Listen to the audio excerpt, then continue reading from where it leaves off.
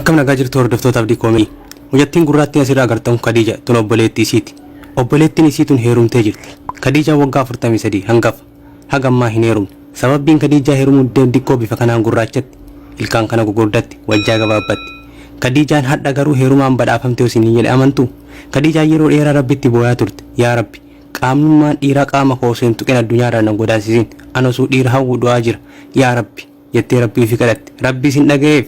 Dargaggeessi ajaa'ibaa tokko kaadhimatee kunoo intala tana fuudhe. Dargaggeessi kun hicciitiin intala kana fuudhuu maali jedhanii wayita qoratan isii akkana jettuun dhagaye salaattee kaatee yaa Rabbii koo ani waggaa 43 guutuu dhiirri qaama koo hin tuqin ani osoo dhiira hawwu addunyaa kanarraa godaanaan yaa Rabbi wanti si kadhu tokko jiraate waan takka qabeenyas waan biraas sin kadhu jaarsuma tokko na argamsiisi dhiiruma tokko na argamsiisi. Isuma argadhee qaamni koo qaama isaa tuqee guyyeema san gammadee jiraachuun fedha. Namoonnis na arrabsu na foggoru funya muree naan jedhu gabaabdu naan jedhu bifa kootiif ilaalanii manatti na dhiisan. Yaa Rabbii koo jaarsi sirraa argama malee guyyaa keessa wanni argamu hin jiru. Yaa Rabbi ati naa murteessi jettee kadhatte. Sa'a kana inni sin dhagaye garaa laafeef maali jennaan namni intala gurraatti yookaan qaama muraa yookaan harka hin qabne yookaan miila hin qabne nama qaama godoloo ta'e yoo fuudhe Rabbi biraa akka ajrii argatu innis ni beeka waan ta'eef Mustafaan intala tana fuudhe. Mustafaan isii fuudhutti baay'ee gammade jedhan namoonni baay'een hirraa jeeffatan gurbaan dargaggeessi kun intala kana icciitii maaliitiif fuudhe maalirraa argatee fuudhe jedhanii baay'ees ni ajaa'iban garuu inni Rabbii ofiitti ol kennee agartee fuudhe jechuudha. Rabbi ofiitti ol kennee fuudhe jechuudha akka boru Rabbi biraa mindaa argatu akkasii wajjin gammadee jiraatu.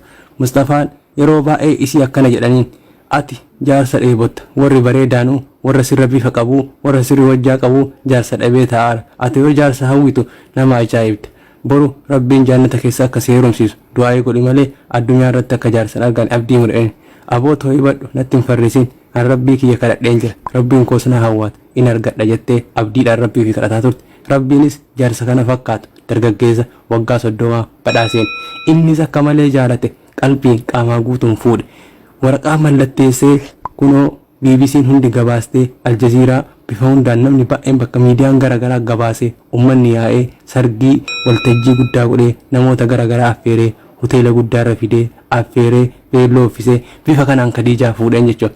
Khadijaan baay'ee gammadde baay'ee tokko gammaddee jechuudha.